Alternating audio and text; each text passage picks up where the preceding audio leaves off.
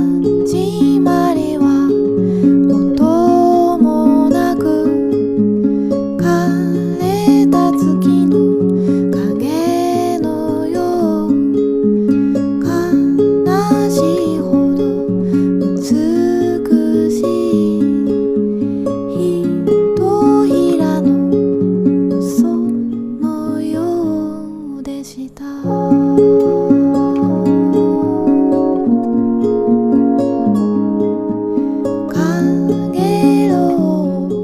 Hi, well, my name is Catherine Carter, and I am an abstract painter, and I also have a classroom from my studio in New Bedford at Hatch Street Studios.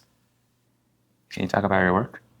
I can. My work is completely abstract. It doesn't really represent anything specific to me, although it has references to nature and things that move in nature. So waves on the water, or clouds in the sky, or the wind through the trees, or any sort of natural pattern or movement. That's the sort of movement gesture that the lines in my abstract paintings make. Do you try to express emotions?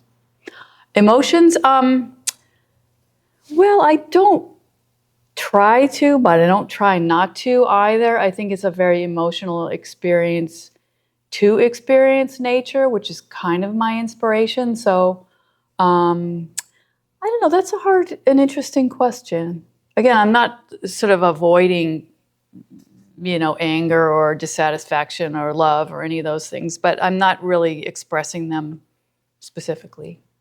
Does that make sense? Not really? Yes, kind of. We abstract artists, We're hard to pin down, so. But people say that abstract artists have to express themselves with a very solid conceptual background, or else you get comments like, "Oh, my kids can do this too." How would you face something? Oh, my kids can do that too. Perhaps they could. I don't find that a threatening thing. I love children's art, yeah, that is the whole sort of my kid could have painted that.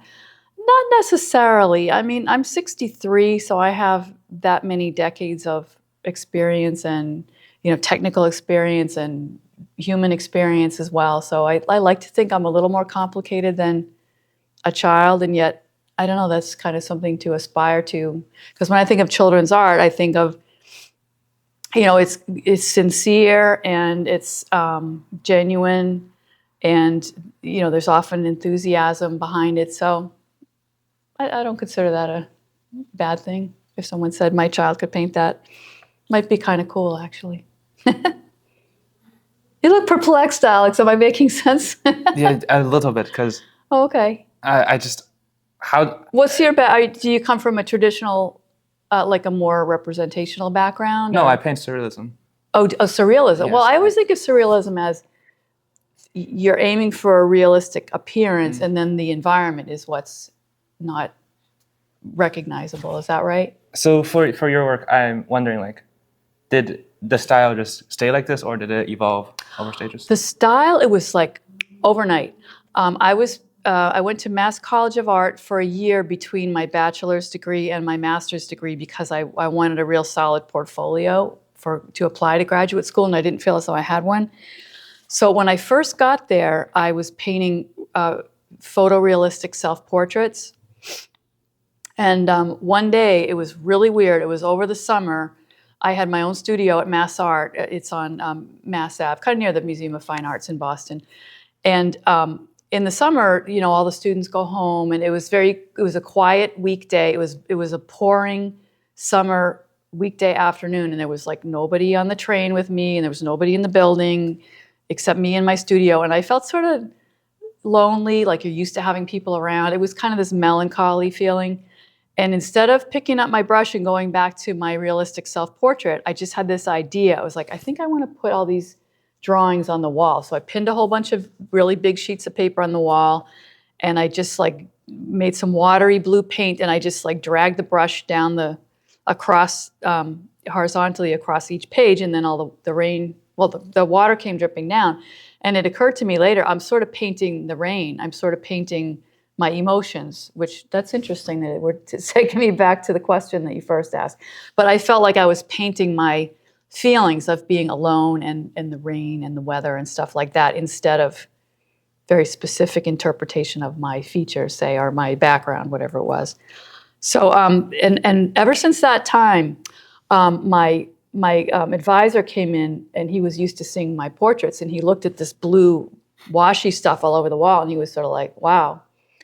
And from that time on, he started speaking to me as if I were a colleague instead of as if I were a student. It was a very interesting switch. So it was a natural transition like that, and I never really went back to photorealism, although it's funny, I do, I guess I don't have anything on the wall here, but I do examples for my students of realistic stuff. Yeah, so here's some of the sort of, I guess you'd call it illustration-y stuff that I do for my school. So I can't say I never work abstractly anymore, but this isn't my heart. This is what people want to learn to draw, so that's what I teach in the school. But my own stuff is that abstraction with no real specific reference. Does that make sense? Do you try to stand out in your work? I don't make a conscious effort to stand out. But as far as being different from other artists, I don't think we can help but be different from each other. We all have our own experience and our own preferences and that kind of thing.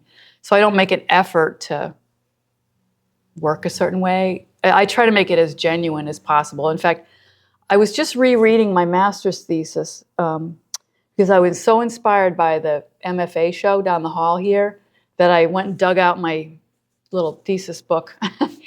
And that, as I described my process in that book, that was how I progressed as a graduate student. I just kind of applied something and then was like, does this feel like me? Does this feel like what I want to say? And if it did, I left it and then added something else. And if it didn't, I just painted over it or started again. So I was really trying to be authentic in what I was painting as a graduate student. And that really hasn't changed as a professional artist. For someone like an abstract artist, mm-hmm. Do you think traditional art school training is necessary? Yeah, I do actually. For one thing, it's just so much fun. Like, why would you want to study anything else in college? I have no idea, because there's nothing more fun than it costs a lot for a lot of drawing from the model. Yeah, I graduated a long time ago, so things weren't as expensive then. I paid off my student loans in a couple of years. It was interesting. But anyway, yes, does it sort of support you in a future career? There's so many self-taught artists who, like, they refer to themselves as self-taught and they're like proud to be self-taught, which is fine, but I think it's really important to have that reference of, back to the real basics, from your freshman year as an undergraduate, how do you mix colors and how do you compose a canvas and that type of thing. I think it really comes in handy. But as far as professionally, like I said, there's so many self-taught artists who make really beautiful looking art. So I think it depends on the individual. So how did your art education influence your work? Let's see. I sort of had a non-traditional approach to my undergraduate years. I got a degree, it was a diploma in fashion design. And then I realized that I have no business being a fashion designer. I have no three-dimensional ability whatsoever. So then I took a couple years at straight art school, like, this is different kind of pencils, different kind of brushes. That was very specific. At the time, it was the Art Institute of Boston. It's now merged in part of Lesley University.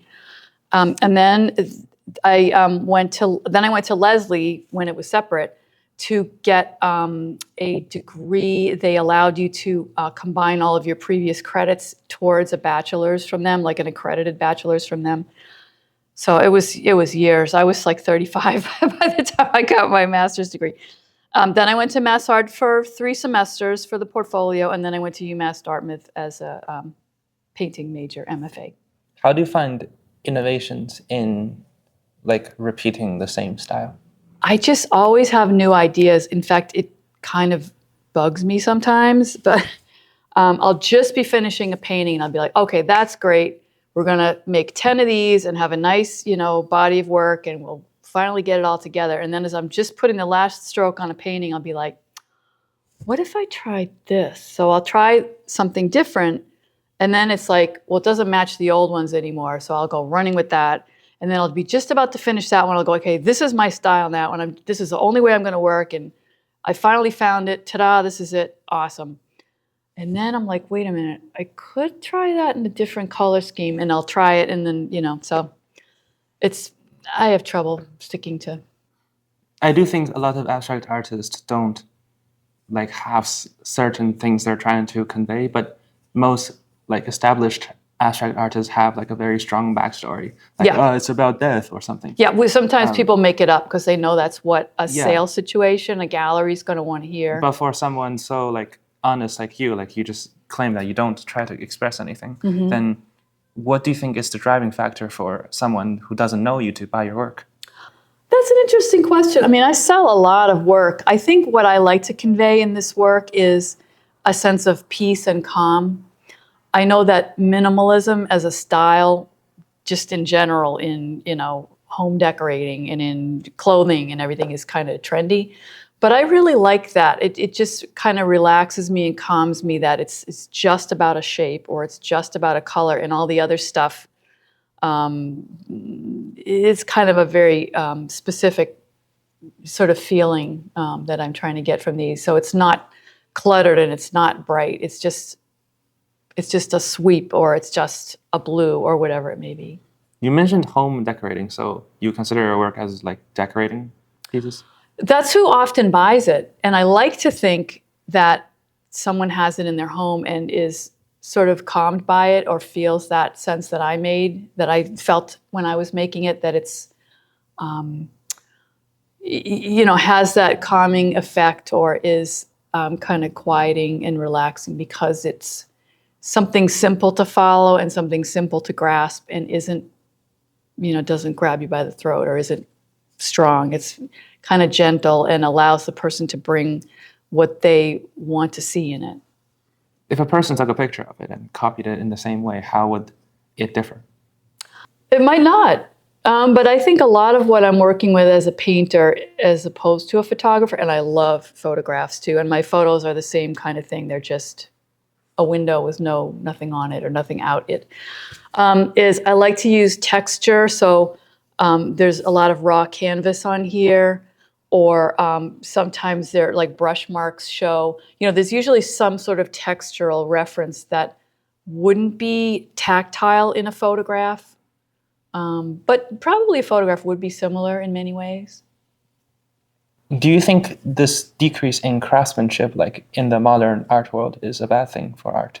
I mean, there's nothing that feels better than, the brush in your hand or the pencil in your hand. And there are a lot of things that as an art teacher, I can't teach the student. Like you can feel how much paint is on your brush by how heavy your brush is, or, the pressure of your hand and the pencil against the paper and the texture of the paper. There are a lot of tactile things that don't come with technology or art that's inspired by or created by technology. But, it depends on what the ultimate use is, if that makes sense. What do you aspire for your future? The future, I just consider myself so lucky to be here and to be able to do what I do. So if I can just keep doing what I do, I have a lot of personal goals that I don't like to talk about because it's like saying, oh, I got a great new job. I might have it before you've got it. I think it's bad luck. But so I have a lot of artistic goals, but really if I can just keep doing what I do, I'd be happy as a clam.